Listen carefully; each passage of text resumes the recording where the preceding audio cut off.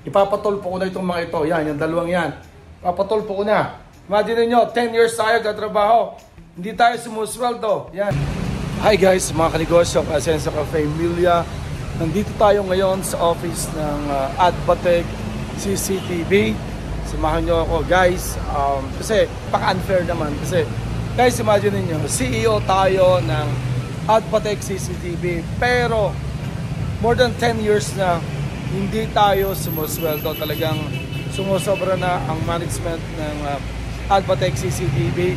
Samahan nyo ako, papasok tayo dito at gugulantangin natin sila. Kasi nga, guys, siyempre nagtatrabaho, dapat may sweldo. Okay guys, samahan nyo ako. Yan guys, pasok tayo. Ito sa Adbatec. Guys, yan, tingnan nyo yung dalawang babaysot na yan. Yan yung magkakakotsaba dito guys. Imagine nyo guys, 10 years na tayo dito sa Adbatec, hindi tayo pinapasweldo. Okay, so guys, sobrang na talaga yung mga yan. So guys, yan yan, si Ma'am Mariel, yan yung manager dito, talagang kasabwat pa itong bagong ito, So tinatawanan niyo ako Pag tayo nagtatrabaho, dapat may sweldo. Talagang ipapatulpo ko na itong mga ito. Yan, yung dalawang yan. Ipapatulpo ko na. Imagine niyo, 10 years tayo katrabaho. Hindi tayo sumusweldo. Yan. Hindi na biro yan. So guys, yun nga, ano masasabi mo, Ma'am Mariel? Takot mapatulpo, mapasahudi na po. Masahudi na. Nasaan ang soldo? Nasaan? Talagang kala ko, talagang CCTV pa naman, huling-huli kayo dito, yung tinagagawa nyo. So guys, imagine niyo, yan, after 10 years, ngayon lang tayo makakasweldo dito sa Adbatec CCTV. Imagine niyo, ako hindi pupuyat, halos 7 days a week. Pero ngayon lang tayo guys makakatanggap nito. Baka naman ang laman nito, puro papel. Ma'am, bilangin mo nga, magkano yung pasweldo mo sa akin?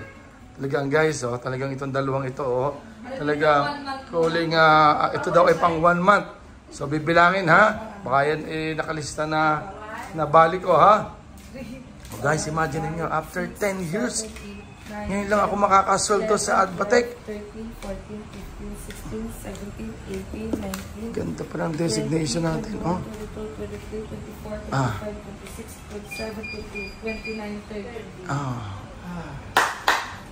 Salamat po. Lord, thank you very much. Natakot sila, naipatulpo ko.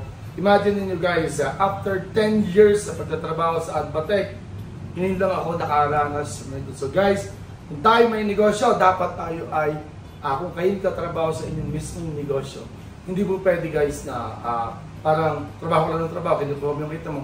Dapat maging organized, dapat talaga may sweldo. Kung ano mang negosyo, may restaurant kayo, kayo yung nagluluto, kayo yung nagkakahera, dapat kahit pa kayo yung may-ari, yung kahera, may sweldo talaga. Kahit kung asawa mo yan, let's say, nagluluto ay yung lalaki, dapat may sweldo yun. So guys, at least, kala ko kasi maabala ako, pumunta talaga kay Tulpo para i-reklamo yung nagbibidyo niya. Saka si Ma'am Mariel, pero awa ng Diyos, natakot din, tinupad din order natin pangarap. So, guys, ito naman guys, itong sweldo kong ito, alam naman natin, marami tayong tinutulungan, lalo nga yung papasko nga.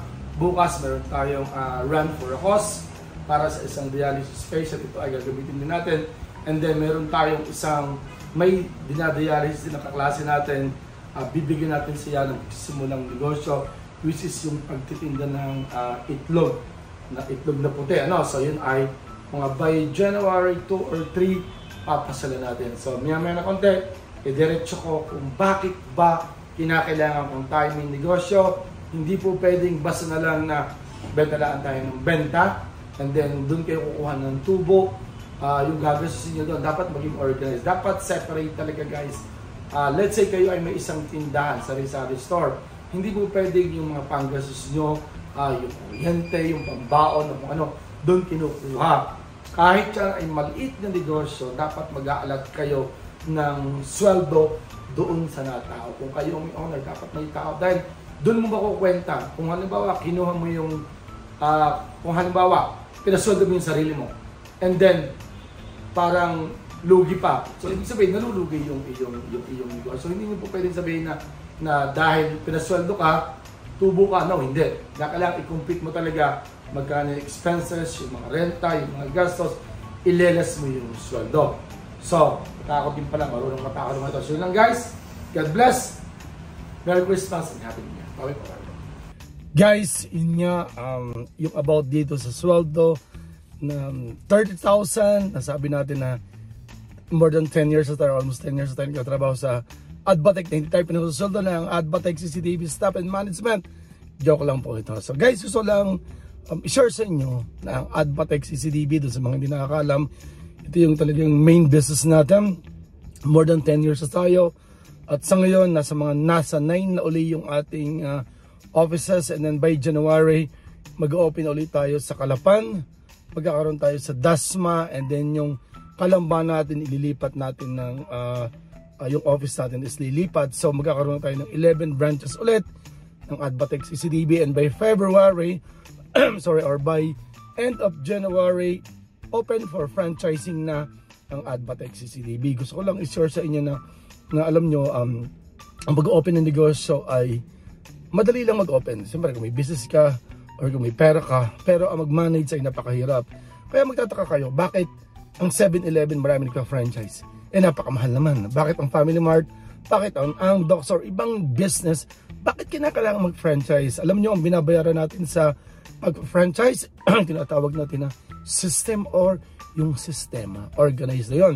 So, sa katulad ng Adbatec CCTV, meron tayo isang checking account. Dito pumapasok yung mga pondo natin para sa mga supplier natin. Diyan tayo nagbabayad yung isang cheque. Meron tayong isang checking account ulit, di naman sa iba namang supplier. Then meron tayong isang account na RCBC, dito yung transpo. Hindi naman ibig sabihin na may mga transport tayo, walang perang papasok sa transpo. Yung ating 12 na sasakyan, may pumapasok dyan pera sa isang bank. Kung halimbawa mag-rehistro, may masira, may bilihing goma, or kung ano man related sa transpo, dito sa account ito kukuha. At meron kaming staff na in charge dito, meron kaming staff na in charge sa pagpapasweldo, meron kaming staff na in charge sa pagpupondo ng cheque, sa pag-deposit, meron tayong in charge sa restock, yung kung sino yung order ng mga stocks, kung sino mag-update. So meron tayong, sa mga driver natin, meron tayong isang head na in charge naman na para makikoordinate sa lahat din ng driver. So ang Adbatec, pwede kong masabi, napaka-organized na. Napaka-organized. Yung sweldo, Saturday morning pa lang, kasi yung mga technician natin, normally sumasweldo sila ng weekly. So by Saturday morning, nakahagad yung lahat ng sweldo. And then 2 to 3 days, nagpupondo na rin tayo sa mga check-in na na-issue natin. And then ano pa ba? So meron naman kasi tayo ng mga staff na sumasweldo sila, kinsenas at katapusan, doon din advance din. So pwede kong masabi na dapat kung tayo ay magninegosyo, dapat meron tayong allotted na sweldo sa lahat ng tauhan. Hindi po pwedeng kahit pa ikaw ang may-ari, kahit pa simpleng, okay, pag-usapan natin, kahit pa simpleng karinderya. Sa karinderya nyo, meron kayong 4 na helper, sinusoldohan nyo ng 350 to 400. Dapat yung may-ari, kung ang may-ari mag-asawa, ang isa ay nagluluto, dapat meron siyang sweldo para sa kanya. Ang isa ay nakakahera na may sweldo para sa kanya. Hindi po pwedeng kwentahin ang tubo na lumapasweldo nyo yung 4 na tauhan nyo, napagbayad kayo ng renta, yung mga expenses nila nyo, may natirang 20,000, sasabihin nyo, yun yung kita nyo. No, hindi.